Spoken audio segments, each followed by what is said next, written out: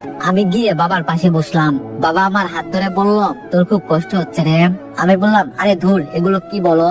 বাবা বলল, তোর জন্য আমরা কিছুই করতে পারিনি, তুই আমাদের মাফ করে দিস। আমি বললাম, আব্বু তুমি কি পাগল হইছো, এগুলো কি বলো।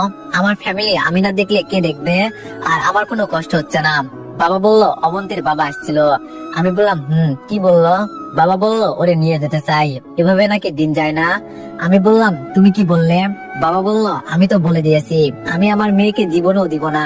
আমি বললাম, ও আচ্ছা। বাবা বলল, বিয়াই যদি আবার আসে। আমি বললাম, আসবে না, টেনশন করার দরকার নেই। বাবা করুণ সুরে বলল, তোর কাছে কিছু টাকা হবে। আমি বললাম, এভাবে কেন বলছো, কত টাকা লাগবে সেটা বলো। বাবা বলল, অবন্তীর বই নাই, বই কিনতে হবে তাই। আমি মানিব্যাগ চেক করে দেখলাম মাত্র 576 টাকা আছে, যেটা আমার পুরো মাসের পকেট ও যাতায়াত খরচ। এটা যদি দিয়ে দিই তাহলে পুরো মাস পায়ে হেঁটে কাজ করতে হবে। তোর এত কিছু চিন্তা করে লাভ নেই। পুরো টাকাটা বাবার হাতে দিয়ে দিলাম। বাবা টাকা হাতে নিয়ে চোখ মুছতে মুছতে নিজের রুমে চলে গেল। পরের দিন তাড়াতাড়ি ঘুম থেকে উঠলাম, কেননা আমাকে পায়ে হেঁটে যেতে হবে, গাড়ি ভাড়া নেই।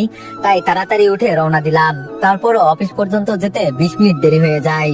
বস ইচ্ছে মতো ঝাড়ি দিল। তারপর গতকালকে যে মালগুলো রিসিট কেটে নিয়ে আনছি সেগুলো দোকানে নিয়ে যাওয়ার জন্য একটা কভার ভ্যান নিয়ে রওনা দিলাম। অন্য একজন ভ্যান চালাচ্ছে, আমি পেছন দিক থেকে ধাক্কা দিয়ে নিয়ে যাচ্ছি, হাতে অনেকগুলো মালের স্যাম্পল।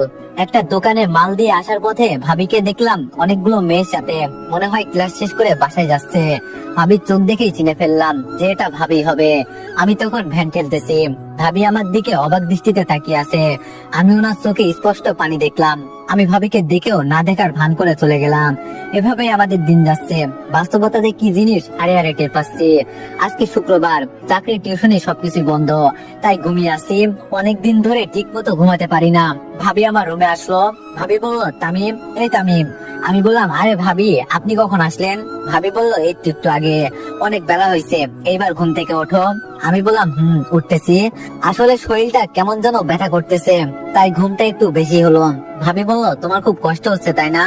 আমি বললাম, আরে ধুর, এগুলো কি বলেন, আমি তো সুন্দর লাইফ কাটাচ্ছি, কোনো প্রবলেম হচ্ছে না। ভাবি বলল, আমি দেখেছি কেমন সুন্দর লাইফ কাটাচ্ছ।